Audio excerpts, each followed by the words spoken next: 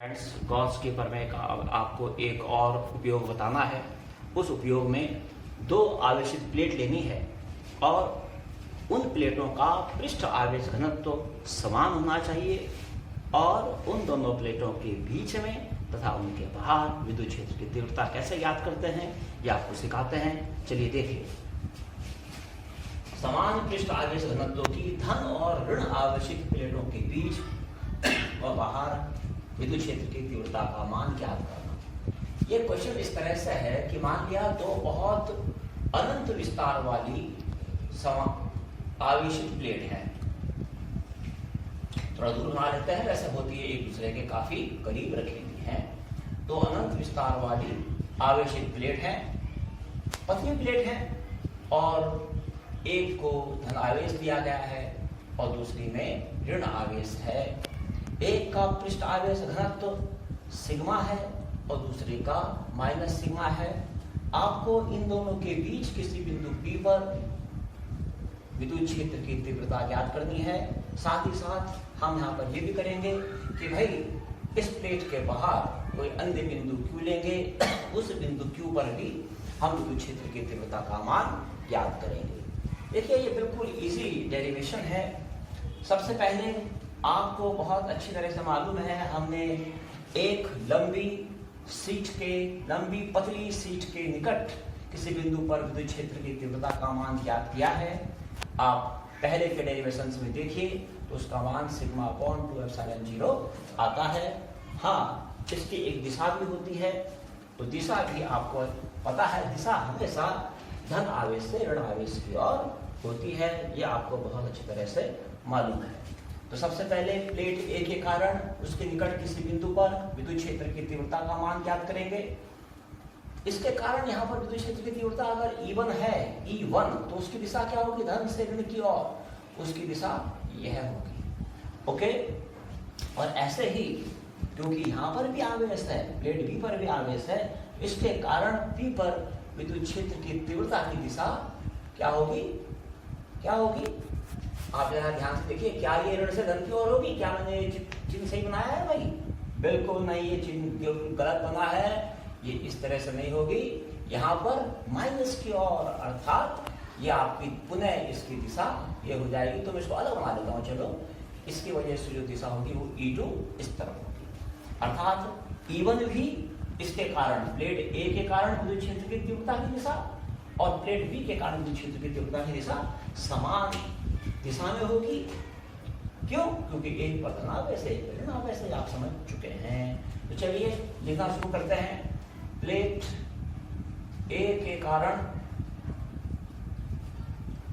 इसके निकट स्थित बिंदु P पर विद्युत क्षेत्र की तीव्रता कितनी आएगी? ये आ जाएगी E1 = sigma upon 2 epsilon 0। Equation number 1। ये आपको अच्छे तरह से मालूम है कि किसी अनंत विस्तार की पतली सीट के निकट किसी बिंदु पर विद्युत क्षेत्र की तीव्रता का मान ये होता है। और दिशा क्या आएगी इसकी बताइए? विद्युत क्षेत्र की तीव्रता की दिशा क्या होगी? A से B की ओर, A से B की ओर। ओके, ऐसे ही आप प्लेट B के कारण बिंदु P पर लिखिए। तो कैसे लिखेंगे? प्लेट B के, और बाकी सारा ये करना आपने कि कारण बिंदु P पर विद्युत क्षेत्र की तीव्रता E2 कितना आ जाएगा? सेम वही sigma upon 2 epsilon 0। Equation number 2। और दिशा क्या होगी? सेम दिशा, A से B की ओर। समझ में आ गया आपके? यहाँ पर आपको प्लस और माइनस नहीं लेना है, परिमाण लेना है केवल आवेश का। यहाँ पर माइनस चिन्ह नहीं लगाना है। ओके, आवेश का केवल परिमाण लिया जाता है। अब क्या निकालेंगे? इसलिए P पर विद्युत क्षेत्र की, या चलो ऐसे लिख लीजिए, परिणामी वैद्युत क्षेत्र की तीव्रता। ये कैसे निकालेंगे? देखिए, E = आ जाएगा, इन दोनों को प्लस करेंगे क्योंकि दोनों एक ही दिशा में है। क्या आ जाएगा? Sigma upon 2 epsilon 0 plus sigma upon 2 epsilon 0, दोनों को प्लस करेंगे तो वैल्यू क्या आ जाएगी? Sigma upon epsilon 0। तो E का मान, इसे E माना हमने, आ गया सिग्मा अपॉन एप्सिलॉन जीरो। अर्थात सिद्ध हो गया कि दो आवेशित प्लेटों के बीच वैद्युत क्षेत्र की तीव्रता का मान सिग्मा अपॉन एप्सिलॉन जीरो होता है और उसकी दिशा ए से बी की ओर होती है, धन से ऋण की ओर होती है। मैं लिख देता हूं, दिशा धन आवेश से ऋण आवेश की ओर, ऋण आवेश की ओर होती है। चलिए अब बिंदु बी के बाहर किसी बिंदु बी नहीं, प्लेट बी के बाहर किसी बिंदु क्यू पर वैद्युत क्षेत्र का मान निकालते हैं और उसकी दिशा बताते हैं। देखिए, प्लस आवेश के कारण बिंदु क्यू पर वैद्युत क्षेत्र की दिशा कहां होगी? प्लस से दूर, यानी कि E1। ओके, ये इस दिशा में होगी। और बी के कारण जिस पर ऋण आवेश है उसके कारण बिंदु क्यू पर वैद्युत क्षेत्र की तीव्रता का मान अगर E2 है तो उसकी दिशा क्या होगी? ऋण की ओर, यानी कि इस ओर। धन से दिशा होती है बाहर की ओर, ऋण से दिशा होती है ऋण की ओर। तो ये आपका यहाँ पे क्लियर हो गया। आगे चलते हैं, अब लिखते हैं प्लेट। अब पहले डालते हैं हेडिंग, बाहर स्थित। उससे पहले आपने ये सारा लिखना है और आपको लिखना है, शुरुआत के लिए लिखा है मैंने कि माना अनंत विस्तार की दो प्लेट ए और बी हैं। प्लेट ए धन आवेशित और प्लेट बी ऋण आवेशित है। ए का पृष्ठ आवेश घनत्व सिग्मा है और बी का माइनस सिग्मा है। ये आपको पता है कि मैं क्यों दिखाता हूँ, क्योंकि स्टूडेंट्स कहते हैं कि जी शुरुआत कहाँ से करनी, तो थोड़ा उनके समझने के लिए कि जी आपको पहले ये लिखना पड़ेगा, इसलिए लिखा हुआ है। ओके, ये थोड़ी बहुत थ्योरी है, आपको लिखनी जरूरी होती है। चलिए, ये तो आपकी समझ ढंग से आ गया। अब चलते हैं बाहर स्थित बिंदु क्यू पर विद्युत क्षेत्र की तीव्रता, यानी कि E का मान निकालते हैं। तीव्रता है, इसमें क्या लिखें? सर्वप्रथम क्या करें? प्लेट ए के कारण। तो चलिए लिखे, प्लेट ए के कारण बिंदु क्यू पर वैद्युत क्षेत्र की तीव्रता, इसका मान हो जाएगा E1 इज इक्वल टू, रहेगा वही सिग्मा अपॉन 2 एप्सिलॉन जीरो। केवल आपको दिशा देनी है। इसको अगर हम समीकरण नंबर 3 मानते हैं, 3 क्यों मान लेंगे? 4 मान लेते हैं, 3 इसको मान लेना, ठीक है। ओके, तो E1 बराबर सिग्मा अपॉन 2 एप्सिलॉन जीरो। इसकी दिशा आपको क्या पता चली? ए से बी, ए से बी की और, या ऐसा लिखो ए से बाहर की ओर, ए से बाहर की ओर। क्लियर?